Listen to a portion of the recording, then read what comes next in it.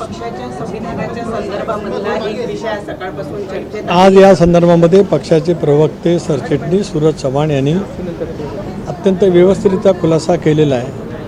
त्याच्यामुळे या विषयावरती अधिक काय माझ्याकडे बोलण्यासारखं नाही. त्यांनी माहितीसह कागदपत्रासह सह्यांसह जे दाखल झालेलं आहे त्याच्याबद्दलची माहिती आपल्याला दिलेली आहे. या विषयावरती योग्य वेळी योग्य वेळेला मी पूर्णपणाचं बोलेन. परंतु तटकरे सर, जे काही सुनेत्रा वहिनींनी पत्र दिलेलं होतं इलेक्शन त्या विषयावरती मी आज काय बोलणार नाही. पक्षांतर्गत बाब आहे. एक मिनिट ऐका प्लीज.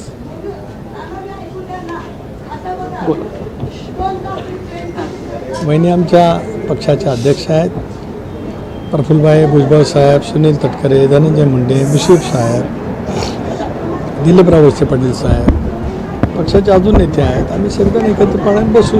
आपल्याला कोणाला त्याची चिंता असेल काही कारण नाही. दादांच्या स्वप्नातला पक्ष त्याच ताकदीने पुढे नेण्याचं काम आमच्या सर्वांचं आहे आणि आम्ही पूर्ण ताकदीने नेऊ.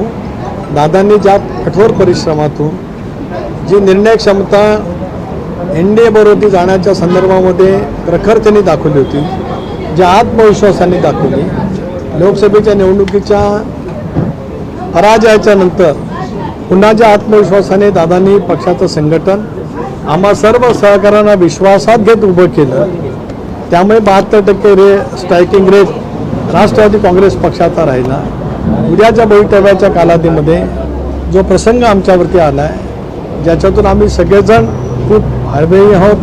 आमच्या मनामधल्या त्या संवेदनासुद्धा आजही जागरूक आहेत. माझं तर दादांचं गेले 35 वर्षाचं जीवाभावाचं नातं आणि त्याच्यामुळेच अनेक घटनांचा मी साक्षीदार आहे.